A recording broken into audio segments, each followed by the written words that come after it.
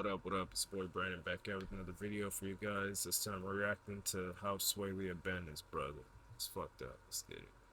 From dropping absolute bangers like No Flex Zone and Black Beatles, to becoming so irrelevant that nobody was even aware of their last album dropping, the story of Rae Sremmurd's downfall is a perfect example of how egos can easily rip a group apart, no matter how close the parties involved were to each other. Cause as you may know, Slim Jimmy and Swae Lee were just two broke brothers from Tupelo, Mississippi with big dreams, and an unbreakable bond who would constantly support each other through thick and thin. This is a crazy story. One time he took the bully of the neighborhood's girlfriend, right? And I'm the one who had to fight him. Even if it meant being thrown out of their mama's house for constantly skipping school to record, they were willing to do anything it took to make it to the mainstream. As time went on, the brothers teamed up with a group known as Them Outta Straight Boys in the late 2010s, dropping music that sounded similar to that of Soulja Boy or LMFAO.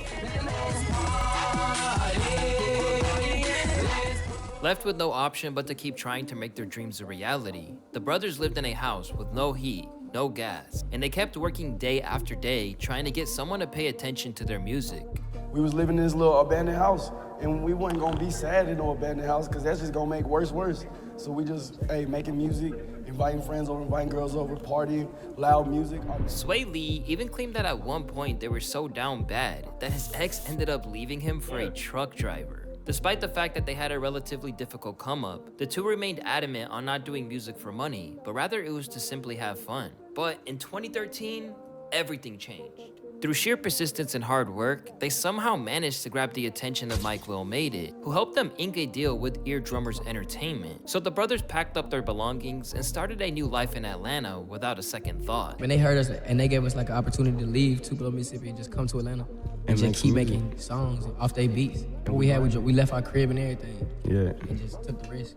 After coining the name Rae Sremmurd by putting a creative spin on Eardrummers, the two would go on to release their debut project titled Srem Life on January 6th, 2015. And two songs off this album called No Flex Zone and No Type absolutely exploded into the mainstream. Two songs that combined for a whopping 1.3 billion views on YouTube alone. Now, later in this video, we'll discuss how hits like these were actually a double-edged sword and would also play a role in their downfall. But it was here where they immediately caught the attention of the masses, precisely because it, quote, didn't sound like anything else. The album hit the ground running, landing on number 5 on the Billboard charts, instantly making them the life of every party playlist. Next thing you know, the two were everywhere. Cover of The Fader, interviews with Nardwuar, Breakfast Club, Tim Westwood, world tours, you name it. They went from being complete nobodies the year prior to having their songs played all over the radio, with both critics and fans idolizing them like crazy. Of course, like many overnight stars, they also had their fair share of criticism. Raul Smith. What the fuck is this? Seriously? What the actual fuck is this? Is this what you kids call rap music nowadays? This shit is garbage, man.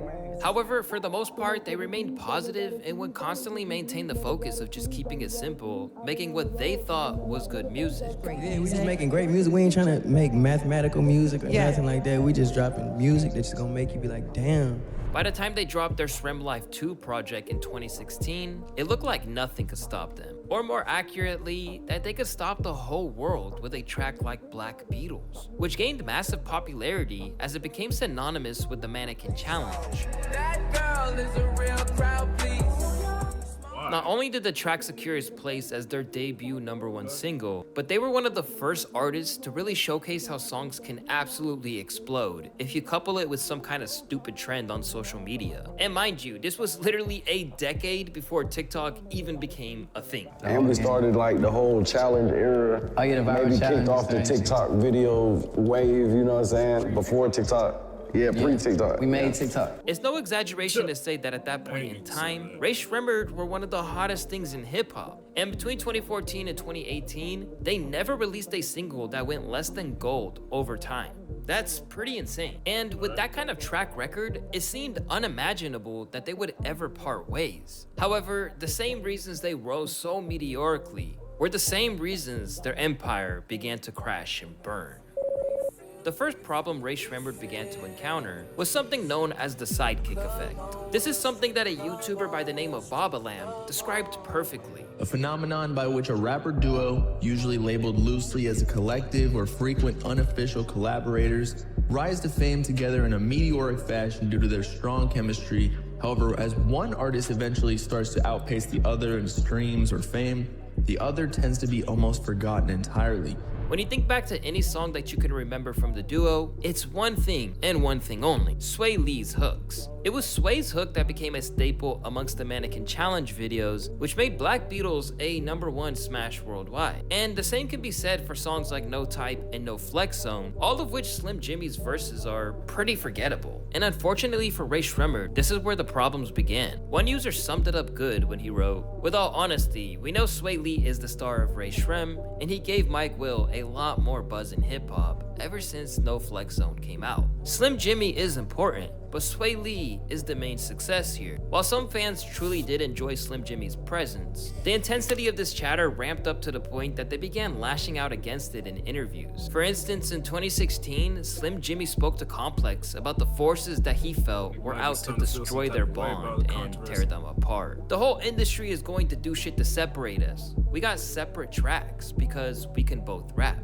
After Black Beatles came out, the secret was out that Swae Lee had the melodies that had the power to move major units. Without even trying, he ended up as a co-writer on one of the biggest smashes of Beyonce's career. After giving the idea to Mike Will made it. Suddenly, Swae had his first Grammy nomination, and that's a feat that Rae Sremmurd have still never managed to this day. But that was only a drop in the ocean compared to the love Swae would get for his work on Unforgettable featuring French Montana. Billed the Song of the Summer almost the second it came out, Swae Lee completely carried this track, and it became one of the most iconic moments of his entire career. With some joking that without Swae, the song would just be forgettable. While the Beyonce assist was relatively low-key, having Swae's hook playing from speakers all over the world made him a star, in a way that he was removed from the Rae Sremmurd name. Suddenly, Swae had his own Wikipedia page, while Slim still doesn't have one to this day. Damn, With that's Unforgettable fucked up. taking over the world, the talk turned back to the possibility of Swae breaking out on his own, with notable figures in the commentary space Let's such be as real. Joe If it Budden was me saying, though, I would have brought my brother with me though. Like,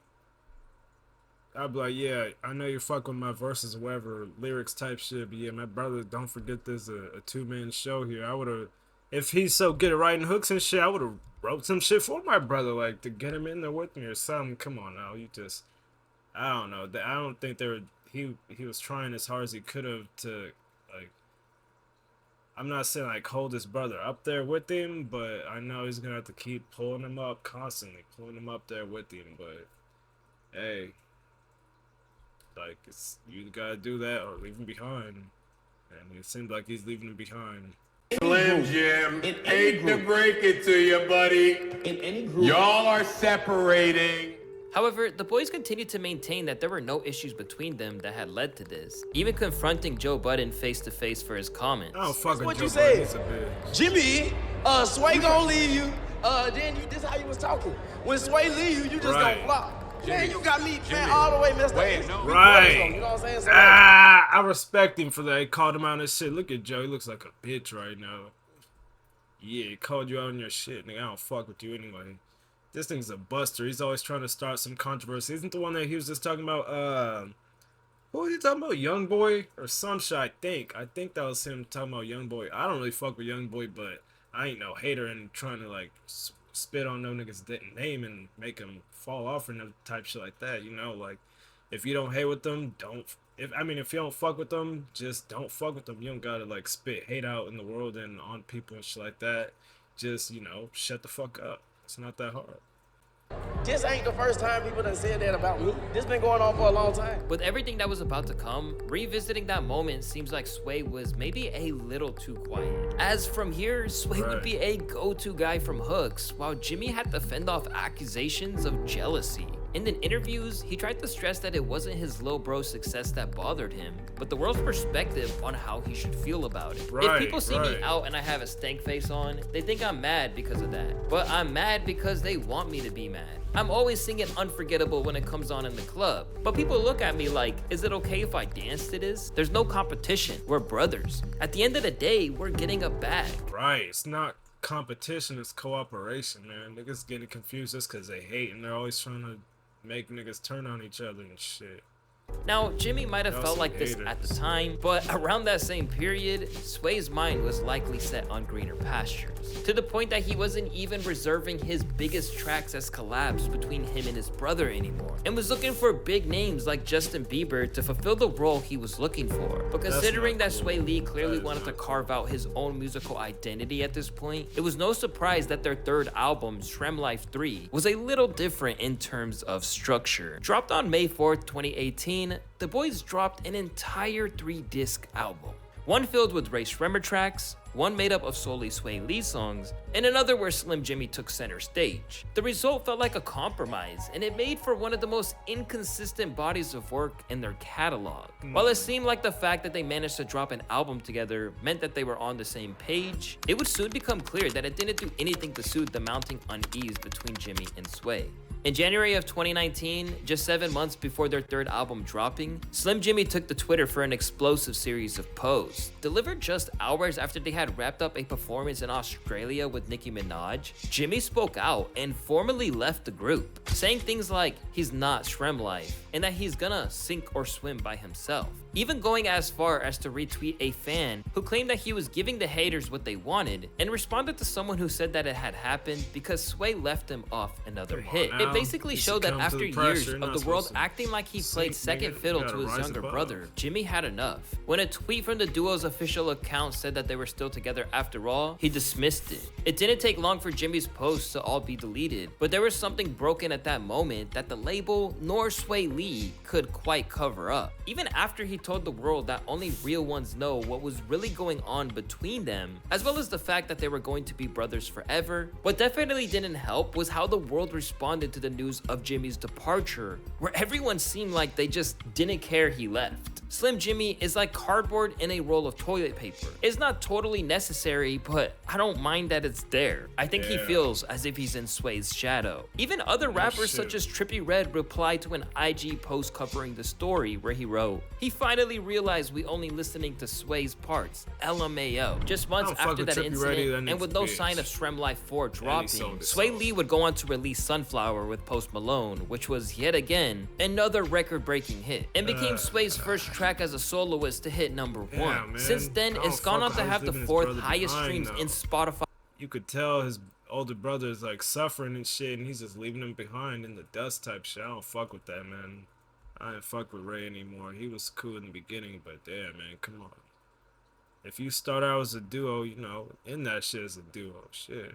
History with nearly 3 billion. This would be another notch that would lead the industry and fans making a case for Swae Lee as king of the hooks, as not only being one of the most valuable guest spots in the genre, but once again, the driving force behind Rae Sremmurd's success. Once again, it felt like Jimmy was being collectively kicked while he was down. At the same time, he would still return to Twitter again to cite that he If it was me and my brother, I would have made a song about all the controversy and you know, made people start loving me from the hate. I would have made a sick ass song with my brother Rae if that was me.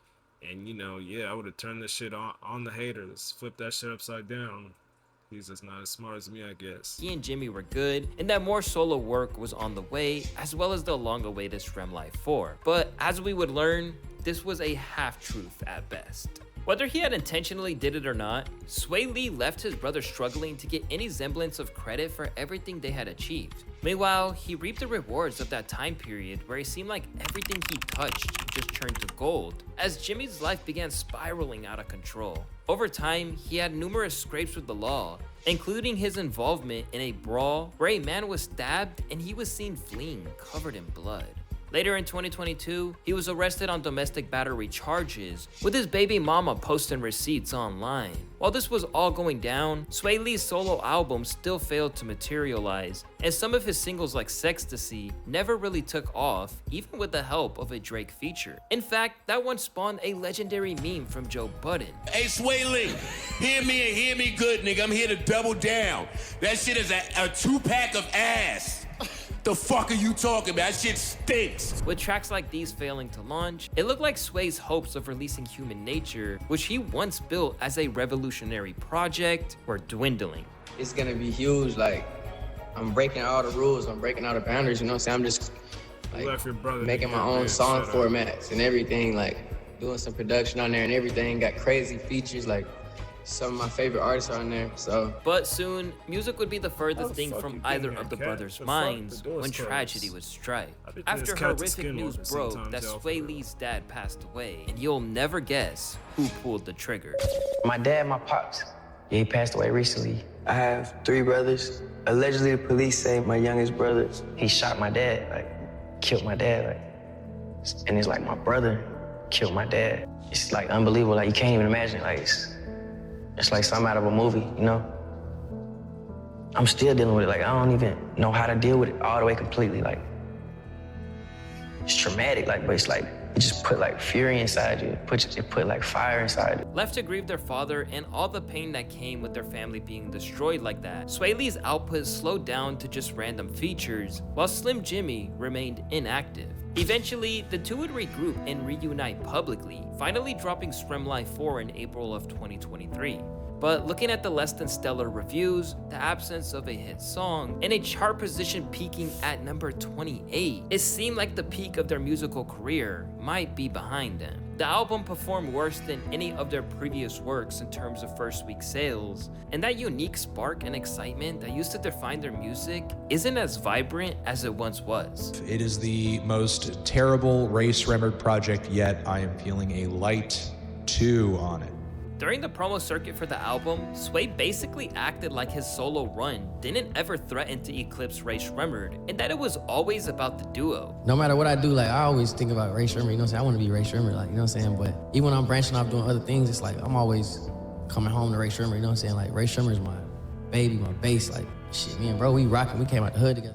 As for Jimmy, the time away from the spotlight gave him time to reflect on the sense that Swae was more important to the group than he was. And for a while, Jimmy totally believed this to be the case too. But I felt like I wasn't carrying my weight as an artist, and I'm very critical of myself, you know what I'm saying? I never even felt like it was a thing of importance because I'm not in competition with him. Like I done made it from nothing. We came from Mississippi, like we came from nothing. We made it so far. Like, even if the industry was happy to leave his brother to slowly sink into obscurity, Swae Lee wasn't going to do that. And not enough credit is given to him for standing by his brother's side. Maybe it was regret over what had happened, his father's death putting things into perspective, or Swae realizing that the brand was simply stronger together. They're back together for better or worse. At the moment, both of them are talking about solo projects, but the buzz for those is way lower than it would have been in previous years. These niggas are backtracking. They just said that they're a 2-man group. Now they're going back to the solo shit. Yeah, these niggas are tripping. If you guys like the video, like it, comment, subscribe, all that shit. And I'm gonna catch y'all on the next one. Peace.